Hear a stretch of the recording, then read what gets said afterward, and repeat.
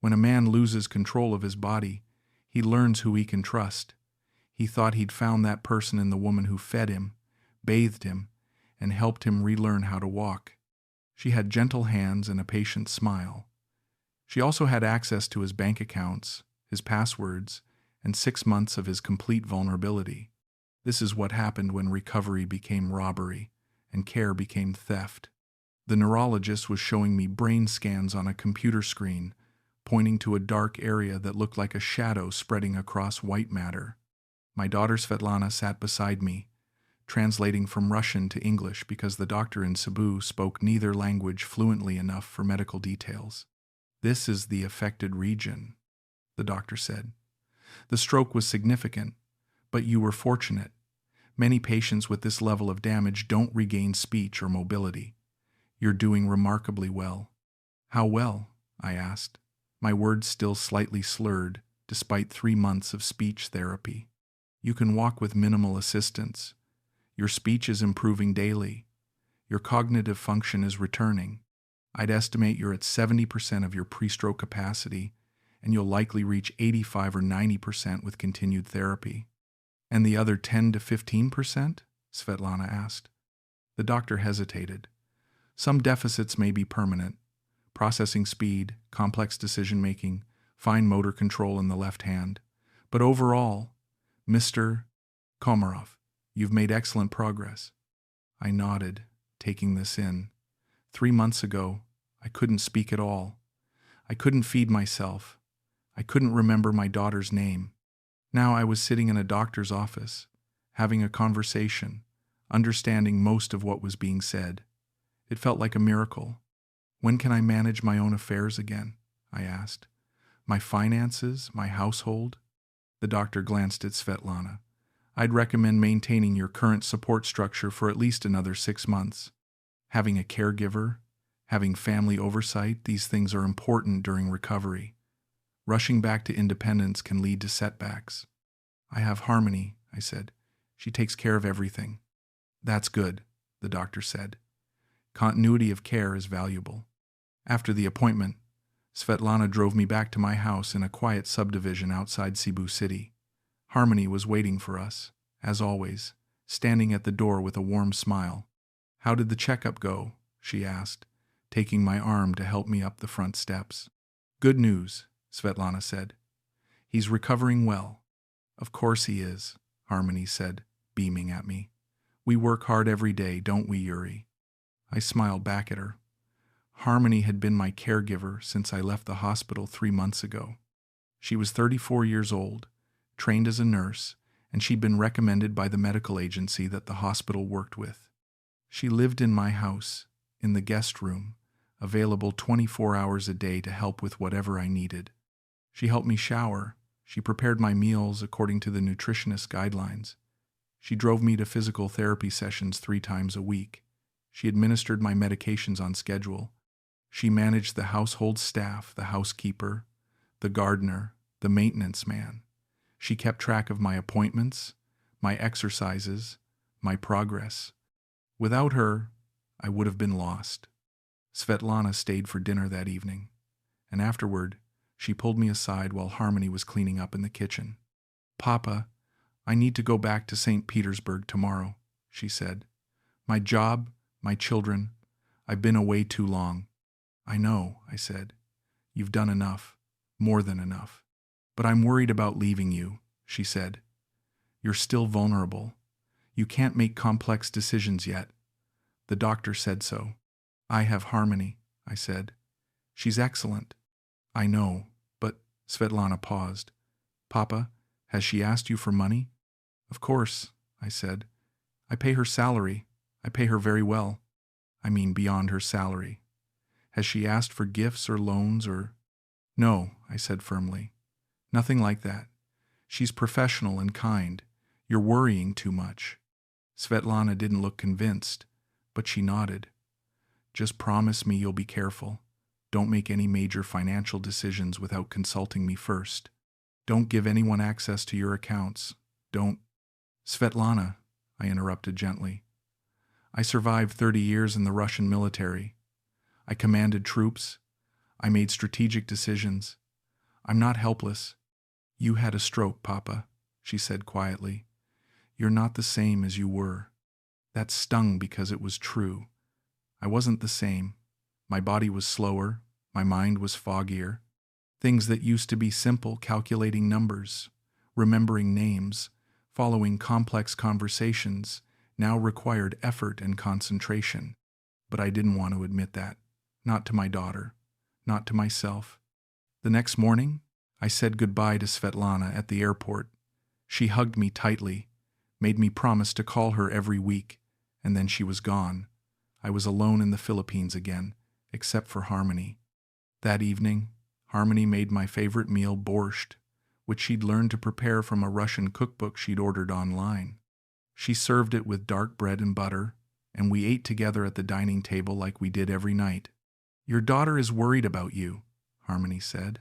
She worries too much, I said. She loves you, Harmony said. That's why she worries. But I want you to know that I'll take care of you. You can trust me completely. I know, I said. I do trust you. She reached across the table and squeezed my hand. Good. Because you're not just my patient, Yuri. You're my friend.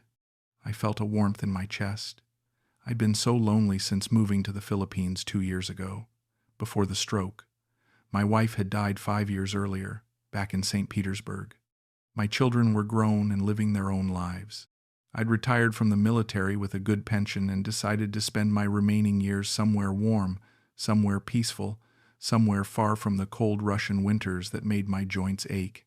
The Philippines had seemed perfect. Low cost of living, beautiful weather, friendly people.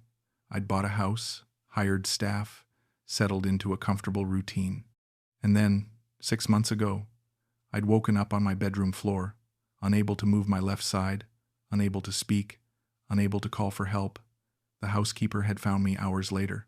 By then, the damage was done. The stroke had stolen my independence. But Harmony had given me something back, not quite independence, but companionship, purpose, hope. Over the following weeks, my routine continued. Physical therapy, speech exercises, walks around the neighborhood with Harmony supporting my arm. Gradually, I grew stronger. My speech became clearer. My left hand regained some function. One afternoon, Harmony sat me down at my computer and said, "We need to review your finances. Make sure all the bills are being paid. All your accounts are in order." "You handle all that," I said. "I do," she said. "But I want you to see what I'm doing. I want you to understand where your money is going. Transparency is important." She logged into my online banking. I'd given her the passwords months ago when I was still in the hospital and showed me various accounts. Checking, savings, investment portfolios, pension deposits. "Everything looks good," she said. "Your pension comes in monthly. Your investments are stable. The household expenses are being paid on time. No problems." I squinted at the screen, trying to make sense of the numbers. Before the stroke, I could have analyzed these accounts in minutes. Now, the columns of figures seemed to swim and blur. I could see the balances, but I couldn't quite process what they meant, couldn't compare them to what they should be. "It looks fine," I said, trusting her judgment. "Good," she said, logging out. "I just wanted you to see that I'm being responsible with your money." A few weeks later, Harmony came to me with a request. "My mother is sick," she said, her eyes red from crying. "She needs surgery. The doctors say it's urgent, but it's very expensive. My family doesn't have that kind of money." "How much?" I asked. 200,000 pesos, she said. "I know it's a lot. I wouldn't ask, but I'll give it to you," I said immediately. No, she said, shaking her head. "I can't accept that. It's too much. I just wanted to tell you why I might need to take a few days off to be with her." "Harmony, you've taken care of me for months," I said. "Let me take care of you now. Let me help your mother." She started crying. "You're too kind, too generous." "How much is 200,000 pesos in pounds?" I asked. "About 3,000, she said. "That's nothing," I said. "I'll transfer it today." "Thank you," she whispered. Thank you so much. I had her help me access my banking app on my phone. My hand still trembled slightly when I tried to type, so she held the phone steady while I navigated the menus. I transferred £3,000 to her account. She hugged me tightly. I'll pay you back, I promise. Don't worry about it, I said. Just help your mother. She took 3 days off to be with her family. When she returned, she seemed lighter, more relaxed. How's your mother? I asked. Much better, she said. The surgery went well. She's recovering. It's all because of you, Yuri. You saved her life. I felt good about that. I felt useful. For months, I'd been helpless, dependent, a burden. Now I'd been able to help someone. It mattered. A month later, Harmony came to me again. This time, her younger brother needed money for university tuition. I gave her £2,000. Then her sister needed money for her children's medical expenses. Another £1,500. Then there was a problem with her family's house. The roof was leaking, and it needed repairs before the rainy season. £4,000. Each time, she was reluctant to ask. Each time, she promised to pay me back. Each time, I told her not to worry about it. You take care of me every single day, I said. Let me take care of your family. But the requests started coming more frequently. Every week, there was a new emergency. Her cousin needed bail money. Her uncle needed money for his small business. Her niece needed money for a school trip. I started to feel uneasy, but I couldn't pinpoint why. Harmony was still doing excellent work as my caregiver. She was still kind, attentive, professional, and I knew that Filipino culture placed a strong emphasis on family obligations. It made sense that she would want to help her relatives. Still, I decided to check my accounts more carefully. I sat down at my computer one afternoon while Harmony was out shopping for groceries, and I logged into my online banking. I stared at the numbers, trying to make sense of them. My checking account balance seemed lower than I remembered, but I couldn't be sure. My memory was still unreliable. I checked my savings account. Also lower. But how much lower? I couldn't remember the exact figures from before. I pulled up the transaction history and started scrolling through it. There were dozens of transfers I didn't recognize. £5,000 here, £8,000 there, £12,000, £15,000. All within the past 3 months. My heart started pounding. I clicked on one of the transfers to see the details. The recipient account was listed as H. Soto, Harmony Soto. I scrolled further, more transfers, all to H. Soto. Some were amounts I'd authorized the money for her mother's surgery, her brother's tuition, but most were amounts I'd never agreed to. Large amounts, very large amounts. I tried to add them up in my head, but my brain couldn't hold all the numbers at once. I grabbed a pen and paper and started writing them down manually, my hand shaking.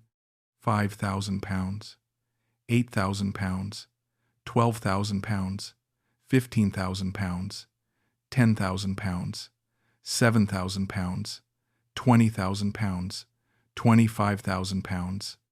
The list went on and on. When I finally finished, I added up the total, £495,000. I stared at that number, unable to believe it. Nearly £500,000 transferred out of my accounts over the past 3 months, all to Harmony. I heard the front door open. Harmony was back from shopping. Yuri, she called out.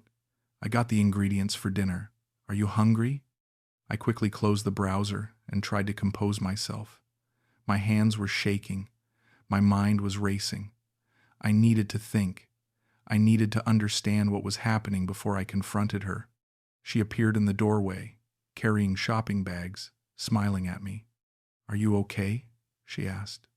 You look pale. I'm fine, I said. Just tired. You should rest, she said. I'll call you when dinner is ready. That night, I couldn't eat.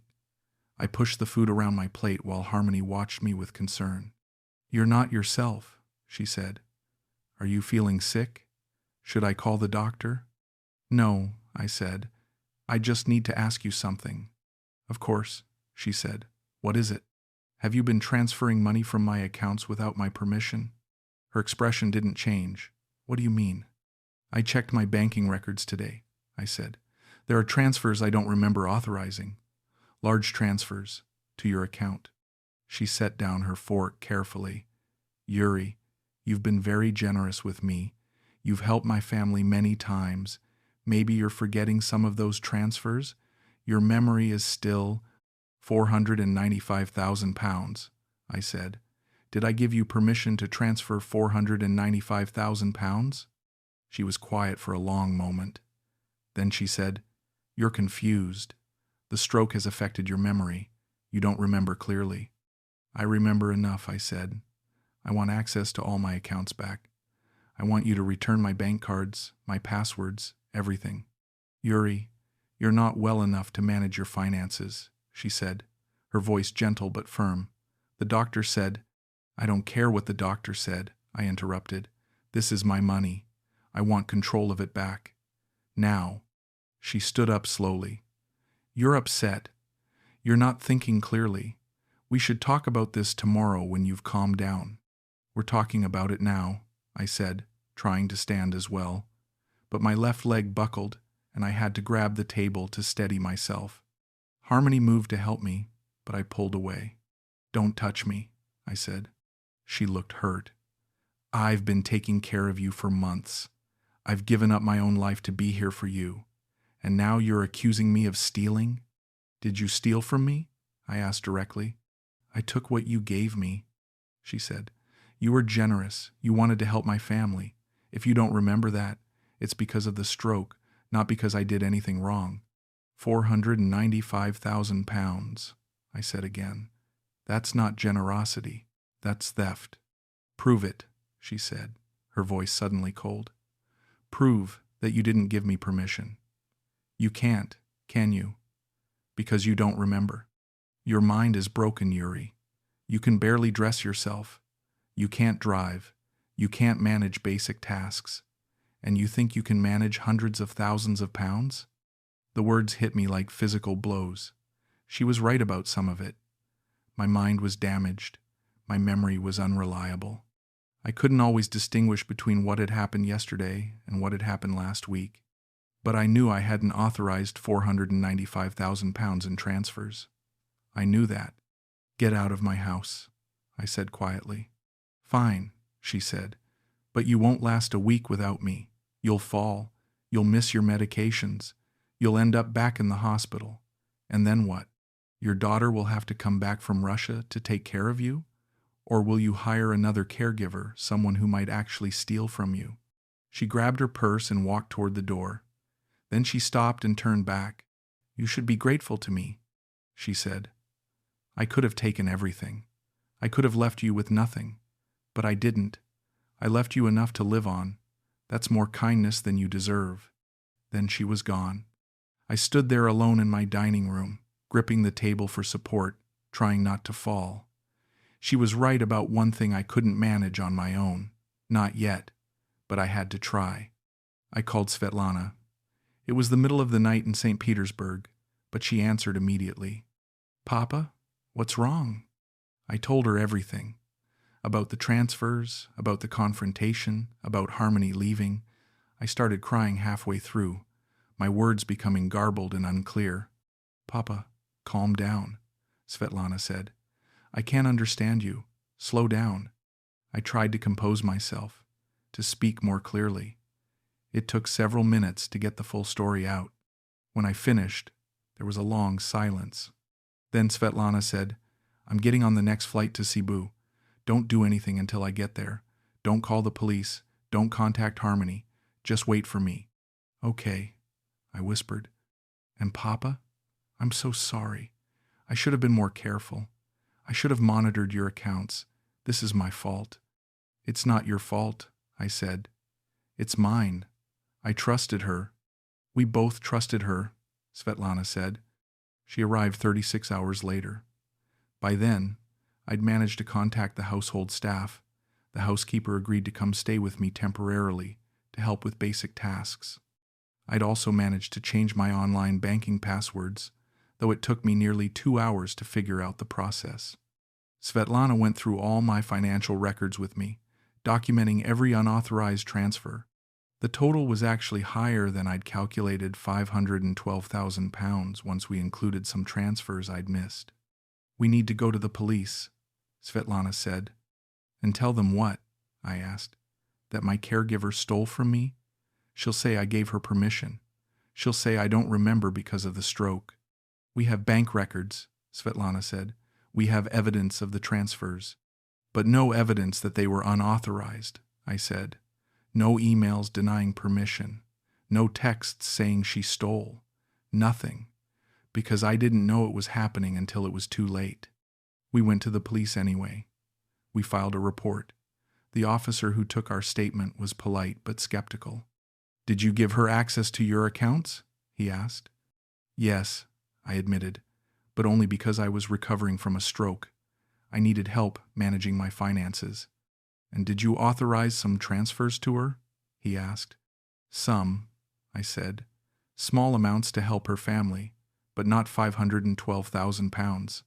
"How much did you authorize?" the officer asked. I tried to remember. "Maybe £10,000 total? For her mother's surgery? Her brother's tuition?" "So you did give her money voluntarily," the officer said. "Multiple times." "Yes, but—" "And now you're saying she took more than you intended. But you can't prove you didn't give her permission for those other transfers. Is that correct?" I felt my frustration rising. I had a stroke. I wasn't in my right mind. She took advantage of that. "I understand," the officer said. "But from a legal perspective, this is difficult. You gave her access to your accounts. You gave her money on multiple occasions. She'll argue that you gave her permission for all of it, and that your memory issues are making you forget. Without clear evidence, recordings, written denials, witnesses, it's very hard to prove theft in these situations." "So she gets away with it?" Svetlana asked angrily. "I'm not saying that," the officer said. "I'm saying it's complicated. We'll investigate. We'll interview her. But I want you to understand that the case may not result in charges, and even if it does, recovering the money will be very difficult. Most likely, she's already spent it or moved it somewhere we can't trace." He was right. We found out later that Harmony had transferred most of the money to accounts in her family members' names, then withdrawn it as cash. Some of it had been used to buy property, a house for her mother, a small apartment building as an investment. Some had been sent overseas to relatives. The paper trail was deliberately complicated and difficult to follow. The investigation dragged on for months. Harmony was eventually charged with qualified theft, but the case moved slowly through the Philippine legal system. Her lawyer argued exactly what she'd predicted, that I had given her the money voluntarily and was now suffering from memory issues due to the stroke. My own lawyer told me the case could take years to resolve, and even if we won, the chances of recovering the full amount were minimal. "People in these situations often settle," he said. "She returns a portion of the money. You drop the charges. Everyone moves on." "I don't want to settle," I said. "I want justice." "Justice is expensive," he said, "and uncertain. A settlement is guaranteed." Eventually, after a year of legal battles, we did settle. Harmony agreed to return £75,000, less than 15% of what she'd taken. In exchange, we dropped all criminal charges. "It's not enough," Svetlana said as we signed the settlement agreement. "No," I agreed, "but it's better than nothing. And I'm tired. I can't keep fighting this." The stroke had already taken so much from me, my strength, my independence, my confidence. I couldn't let it take the rest of my life too. I needed to move forward. I sold my house in Cebu and moved back to St. Petersburg. I couldn't stay in the Philippines anymore. Every street corner, every hospital, every shopping mall reminded me of what had happened, of how vulnerable I'd been, of how thoroughly I'd been betrayed. Back in Russia, I moved into a smaller apartment near Svetlana's family. She helped me find a new caregiver, an older Russian woman named Natasha, who came highly recommended and who Svetlana monitored carefully. I maintained control of my own finances this time, using a separate account for household expenses that Natasha could access, but keeping my main accounts secure. My physical recovery continued. 2 years after the stroke, I was walking without assistance, speaking clearly, managing most daily tasks independently. The cognitive deficits remained. I was slower at processing information, worse at multitasking, more easily confused by complex situations. But I was functional, I was alive, and I was angry. Not the hot, explosive anger I might have felt as a younger man, but a cold, deep anger that sat in my chest like a stone. Anger at Harmony for stealing from me, anger at myself for being so trusting, anger at my body for betraying me with the stroke, anger at the universe for putting me in a position where I needed help and then sending me someone who would exploit that need. I started attending a support group for stroke survivors. Most of the discussions focused on physical recovery, but sometimes people talked about the emotional aspects of stroke, the loss of independence, the vulnerability, the fear. One evening, a man named Victor shared his story. He'd had a stroke at 70, while living alone. His daughter had hired a live-in nurse to care for him. Over 6 months, the nurse had stolen jewelry, electronics, and cash from his apartment. The worst part wasn't the theft, Victor said. It was realizing that while I was learning to walk again, learning to speak again, fighting for every small piece of independence, she was going through my drawers, looking for things to steal. She was watching me struggle and seeing opportunity. I felt something crack open in my chest. Yes, I said, exactly that. After the meeting, Victor and I talked. He'd eventually recovered most of his mobility and cognitive function, but he still struggled with trust. I can't have anyone in my home anymore, he said. Not caregivers, not cleaners, not repairmen. I know it's not rational, but I can't stop seeing them as potential thieves. How do you manage? I asked. My daughter checks on me daily, he said. I've simplified my life. I don't need as much help as I used to, and I've learned to accept that some things just won't get done. That's the price of protecting myself. I understood. I was paying a similar price. Months passed. My lawyer in the Philippines sent me updates on the settlement payment. Harmony was making installments £5,000 per month, as agreed. Some months, the payment was late. Some months, it didn't come at all. Chasing her for the money was another expense, another stress, another reminder of what had happened. Eventually, I told the lawyer to stop pursuing her. I'd received about £45,000 of the promised £75,000, and I couldn't bear to keep fighting for the rest. I wanted to be done with it, done with her, done with the whole nightmare. On the 3rd anniversary of my stroke, I was sitting in my apartment in St. Petersburg, looking out at the gray winter sky. Svetlana had invited me to dinner with her family, but I'd declined. I wanted to be alone. I thought about where I'd been 3 years ago, lying on my bedroom floor in Cebu, unable to move, unable to speak, terrified. I'd survived that. I'd survived the months of painful rehabilitation. I'd survived the betrayal, the theft, the legal battles. But I hadn't escaped unchanged. I was more cautious now, more guarded, less willing to trust. I kept people at a distance, even people who genuinely wanted to help me. I second-guessed kindness, looked for hidden motives, assumed the worst. I hated that about myself. I hated that Harmony had done that to me, not just stolen my money, but stolen my ability to accept help gracefully, to trust people, to believe in basic human goodness. I thought about calling her, not to yell, not to demand the rest of the money, but just to ask why. Why had she done it? Had she planned it from the beginning, or had it been an opportunity she couldn't resist? Did she feel any guilt? Did she ever think about me? But I didn't call. There was no point. Whatever answer she gave me wouldn't change anything. The money was gone. My innocence was gone. The version of myself that had existed before the stroke, confident, independent, trusting, was gone. All I could do was accept the person I'd become. Someone more careful, more skeptical, more aware of vulnerability, my own and others. I started volunteering at a local organization that helped elderly people navigate medical and legal systems. I shared my story with them, warning them about the risks of giving caregivers too much access, too much control. Always maintain oversight, I told them.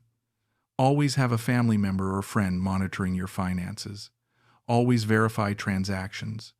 Always question unusual requests. Trust is important, but verification is essential. Some of them listened. Some of them probably thought I was paranoid. Maybe I was. But if my paranoia helped even one person avoid what happened to me, it was worth it. I also started writing down my experiences, not for publication, but for my own clarity. I wanted to understand how I'd made the decisions I'd made, why I'd trusted Harmony so completely, what signs I'd missed. The writing was difficult. My hand still cramped easily, and my thoughts sometimes became tangled when I tried to express complex ideas. But I persisted, and slowly a picture emerged. I'd been lonely. That was the foundation of everything. My wife was dead. My children lived far away. I'd moved to a foreign country where I didn't speak the language fluently, where I had no deep connections, where I was fundamentally alone. When the stroke happened, that loneliness became acute.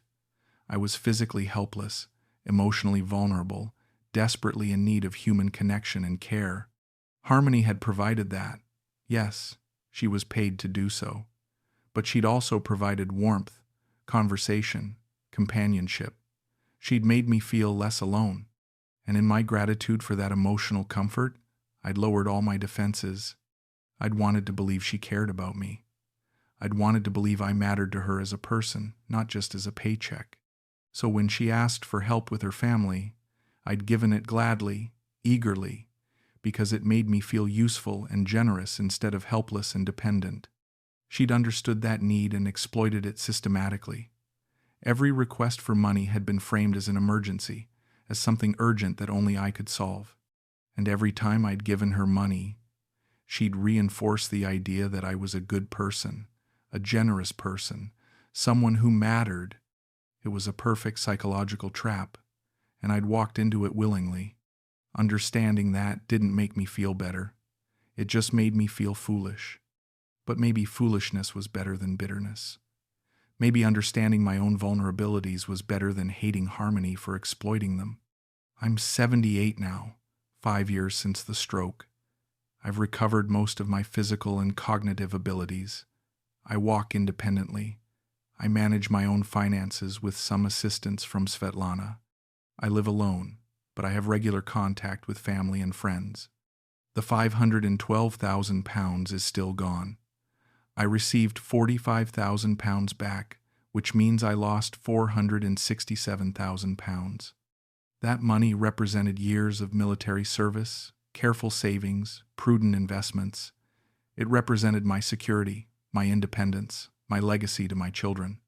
Harmony took it during the 6 months when I was most vulnerable, when I couldn't protect myself, when I needed help, and she was the person I trusted to provide it. Sometimes I wonder what she did with all that money, whether she's living comfortably now, whether she's supporting her family, whether she ever thinks about the elderly Russian man whose stroke gave her an opportunity. Sometimes I wonder if she tells herself a different story, that I was rich and wouldn't miss the money, that I'd given it willingly, that she deserved it for taking care of me. Sometimes I wonder if she's done it to others, whether there are other vulnerable elderly people who trusted her and lost everything. But mostly, I try not to wonder. I try to focus on my own life, my own recovery, my own future. I'm not the man I was before the stroke. I'm slower, weaker, more careful. I'm also more appreciative of small things, the ability to walk without falling, to speak without slurring, to remember my daughter's phone number. And I'm more aware of vulnerability, not just my own, but everyone's. We're all one illness, one accident, one stroke away from complete dependence on others. And when that happens, we have to trust someone. I chose wrong. I trusted someone who saw my vulnerability as an opportunity for profit. But I survived it. I rebuilt my life. I found ways to help others avoid my mistakes. That's not justice. Harmony was never truly punished. She kept most of the money. She lives her life without consequences. But I'm still here. I'm still living. I'm still finding meaning and purpose. That has to be enough. Because dwelling on what was stolen from me, the money, the trust, the innocence, won't bring any of it back. All I can do is move forward with the awareness that vulnerability is real, that exploitation happens, that trust must be earned and verified, and that even when you lose almost everything, even when you're shattered and robbed and betrayed, you can still choose to rebuild. That choice to rebuild, to continue, to find purpose despite loss is the only real power I have left, and I choose to use it.